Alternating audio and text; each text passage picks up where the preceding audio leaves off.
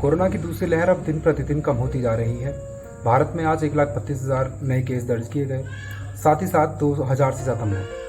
मगर इस दूसरी लहर ने भारत को बहुत सारे जख्म दिए, दर्द दिए और सिखाया एक लेसन कि अगर आप चाहें तो इस लहर को कम कर सकते हैं और इस कोरोना को भगा सकते हैं। मगर इसके वही उपाय हैं मास्क, सैनिटाइजेशन और वैक्सीनेशन। तो इसका कहते हैं कि रामबाण इलाज है। मगर सभी के मन में अब ये सवाल उत्पन्न हो रहा है दूसरी लहर के बाद कि बाई चांस तीसरी लहर भारत में आई, जो कि आना लाजमी है, वो टीनेजर्स को ज़्यादा इफेक्ट करेगी। और भारत में टीनेजर्स को कोरोना का इफेक्ट होना का मतलब है कि पूरे भारत को कोरोना होना, क्योंकि हमारा जो भारत देश है वो युवाओं का देश माना जाता है।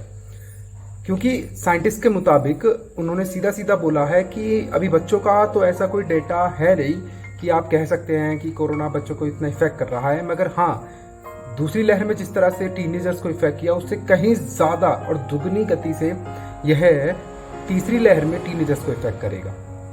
तो अब सभी के मन में बड़ा सवाल यही हो रहा है कि मोदी सरकार क्या इस लहर को रोक पाएगी? क्योंकि दूसरे वेव में हमने देखा था कि सरकार की सारी नीतियां विफल रही। तो आखिर क्या रोक पाएगी सरकार?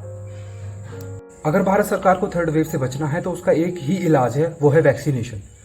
बुजुर्ग हो, बच्चे हो, या फिर बड़े हो, या हमारा युवा हो, हमारे पूरे भारत में अगर कोरोना को रोकना है तो उसका एक ही मात्र इलाज है, वो है वैक्सीनेशन।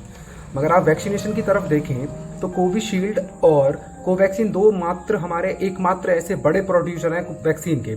मगर यहाँ हम देखें तो बच्चे जो हैं उनके लिए वैक्सीन अभी बनी ही नहीं है, और टीनेजर्स को भी अभी कहाँ वैक्सीन मिली है। 3.5% लोगों को भारत में भी वैक्सीनेशन हुई है। मगर आपको एक अच्छी खबर बताते हैं कि पटना की एम्स से जो बाहर निकल कर आई कि उन्होंने सीधा सीधा बोला भारत बायोटेक अब बच्चों के ऊपर टेस्टिंग कर रही है और जल्दी अब बच्चों के लिए वैक्सीनेशन हमें उपलब्ध करा दी जाएगी।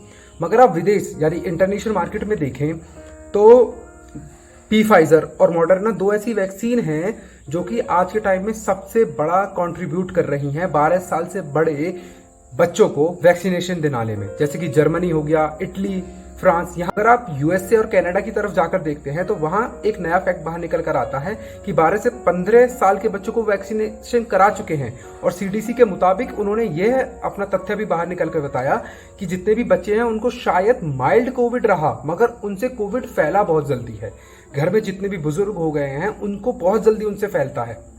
तो कोशिश करें जितने भी घर का सामान लेने जाएं वो बड़े बुजुर्ग जाएं या फिर युवा जाएं, बच्चों को बाहर ना निकलने दें, क्योंकि उनको वो बहुत जल्दी हिट ना कर पाए मगर उनसे फैल सकता है।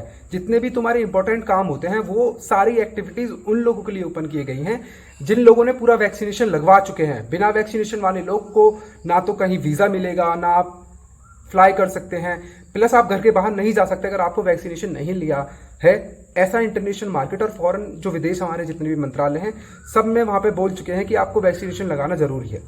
तो क्यों ना ये फॉर्मूला भारत में भी अपनाया जाए। आपको बता दें, जब तक वैक्सीनेशन हमारे भारत में की जाएगी तब तक भारत बचा रहेगा। तो मोदी सरकार को अब सोचना चाहिए कि थर्ड वेव जब आएगी तो उसके लिए हमें तैयार भी रहना है, लोगों को जल्द से जल्द वैक्सीनेशन करानी है। अगर कोरोना को आखिरकार में तुम्हें हराना है, यानी मोदी सरकार को अगर कोरोना को हराना है तो उसका एकमात्र रामबाण इलाज है, वो है वैक्सीनेशन, वैक्सीनेशन, वैक्सीनेशन।